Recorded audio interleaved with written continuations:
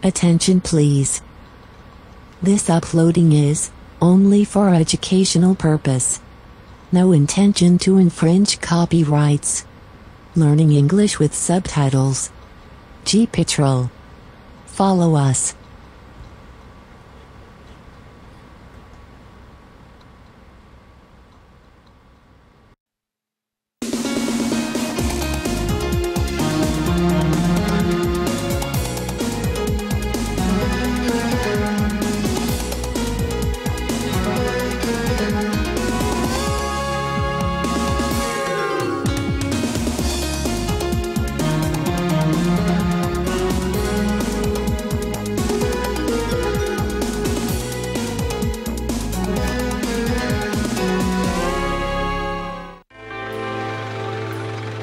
There's a crisis at a farm north of Auckland where the SPCA has found starving cows on pastures that have turned to bog.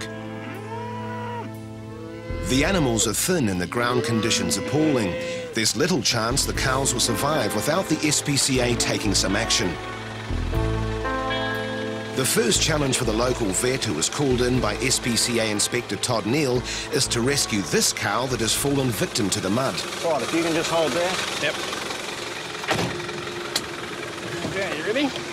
Come on. This is a tricky procedure, but Ross's experience as a large animal vet is invaluable in this type of situation. I need to get her up as quick as possible if we can, because cows don't like being down. Right, on this side.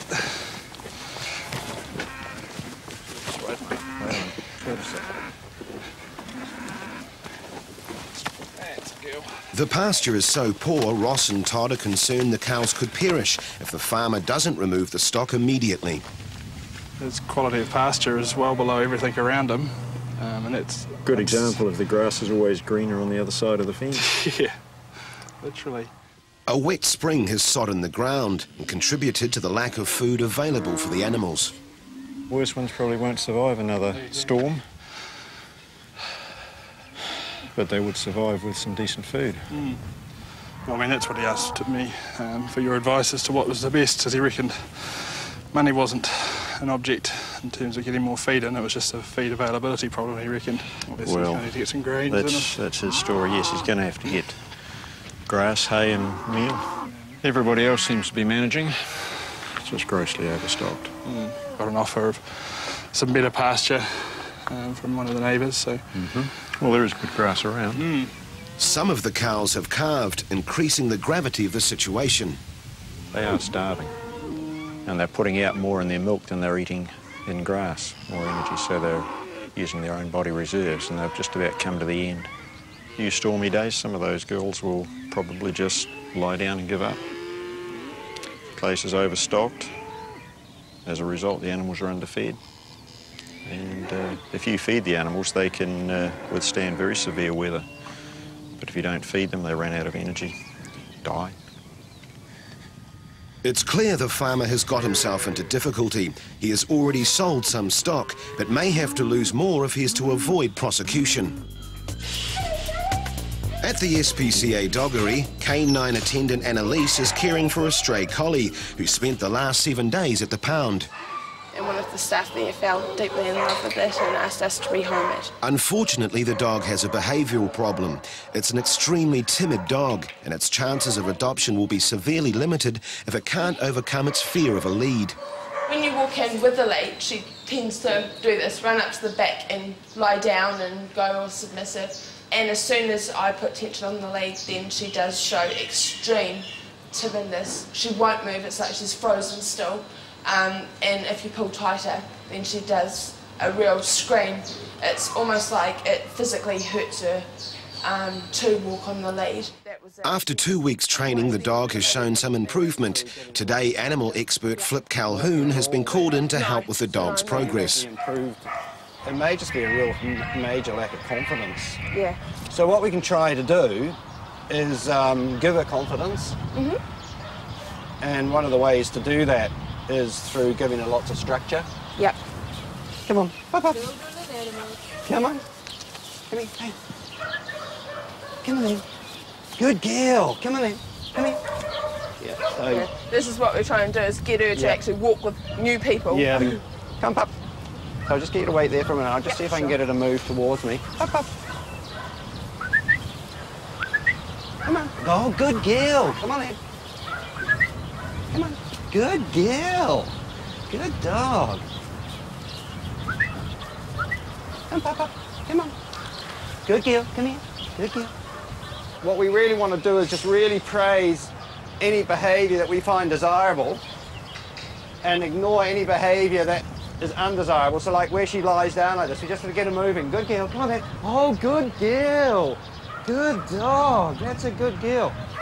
But you see, the nice thing is you see how her tail's starting when I'm even making her come with me, how her tail's starting to wag. Good dog.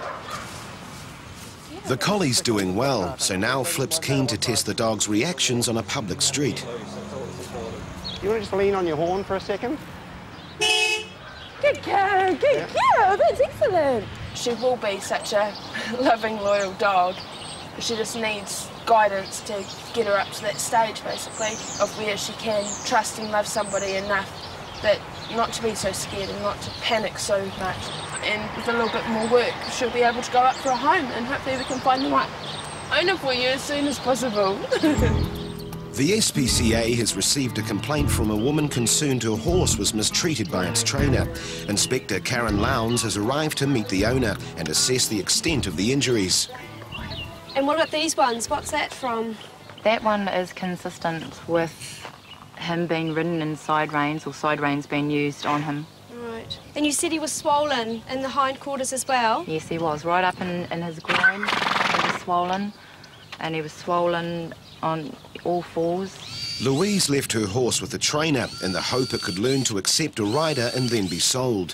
When she turned up to check on its progress, she was shocked at what she found. Right. He was in the stable, bleeding. He had wounds on his mouth here, they were bleeding. The wounds on his side were bleeding. Basically, it was quite evident to me that he'd been ridden really hard, and there was no feed and no water in the stable available for him at all. I just cried. It was pretty much Operation Rescue. I had to get a police escort to take him off the property. She had actually bolted him into the stable, so we had to get the bolt cutters and cut the lock to get him out. Is that just a wound, not from the reins? No, the that's not reins? from the reins. That's actually consistent with him going down on the ground. Okay. Huh? And his mouth, wasn't it? Yeah. He's been ridden in a chain bit, in which a chain is attached to the back here on the horse. Did you see him with that on, or No. are you saying that the wounds are consistent with that from just overuse? Yeah. Perhaps. The Okay. bit comes through here, and then the chain is tied around the back here. So that's what would have caused this, yeah.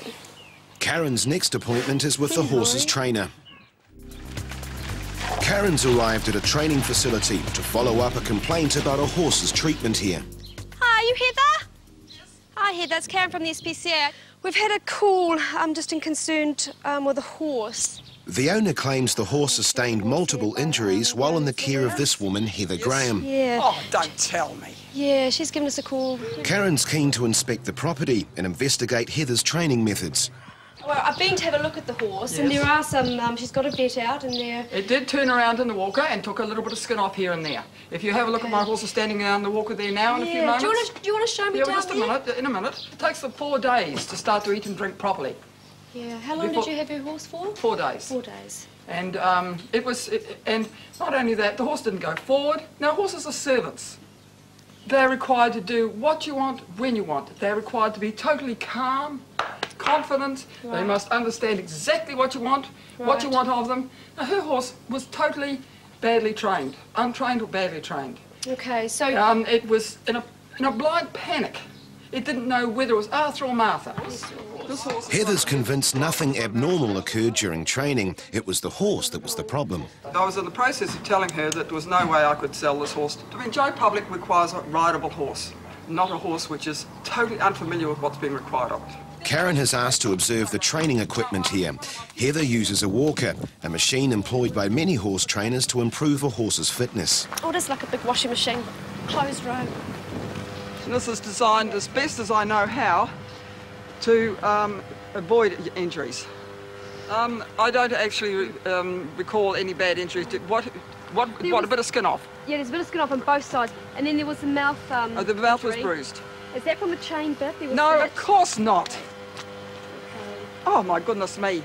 In fact, I chose the biggest, thickest egg butt I could find. But he's a lovely horse. He is a very pretty horse. Yeah. And what a pity he's not better trained. Yeah. These two horses are both lining up for an 80k ride the weekend after next. So they'll probably stay on here for anything up to an hour and a half. So they're pretty hard and fit. That Henry, he's a backward horse. The horse has never been taught to go forward. All he wants to do is go backwards and rear. That's all that horse wants to do. I think the owner feels that the horse was well trained and has never had a problem with a soft mouth. And she said the horse has a sensitive mouth. What the horse has is an uneducated mouth. I've seldom had one as bad as this one. But this horse reared and reared and reared. It only went round about 3 times because it was obviously going to wreck the walker. It was rearing and the gate was coming up over its bum, or threatening to come up over its bum. So you only went round there 3 times, Oh, but in that time it would have caused, the side reins would have caused on the shoulder area. Oh, may well have done. Okay. But, you know, it's very, very difficult to handle a horse like that and to do work with that horse like that without causing some superficial injuries. They're big, powerful animals and they throw themselves round and, you know, that horse was in a panic. He actually knocked me down and bruised my arm and chipped the bone off there. I've got a plate in there and that put me back. You know, it was a couple of days before I could really do that much with him. Oh, okay. According to Heather, not all the horse's injuries occurred during training. Some happened in the float. It just reared and plunged and reared and plunged and reared and plunged. It ran down the side of the truck and knocked me over onto the edge of the arena. Quite violently. It appears that the horse did do some rearing in the walker, so that would have caused some of those injuries. She didn't think that anything untoward's happened. To be honest, I'm not seeing anything really bad happening here. We've got 3 horses we've seen that are in good condition. So from here I'm going to wait to get the vet report and just go through that with the vet and make sure that the wounds were consistent with rearing in the walker. The final vet report showed the horse's injuries matched the description given by Heather Graham. No prosecution was made.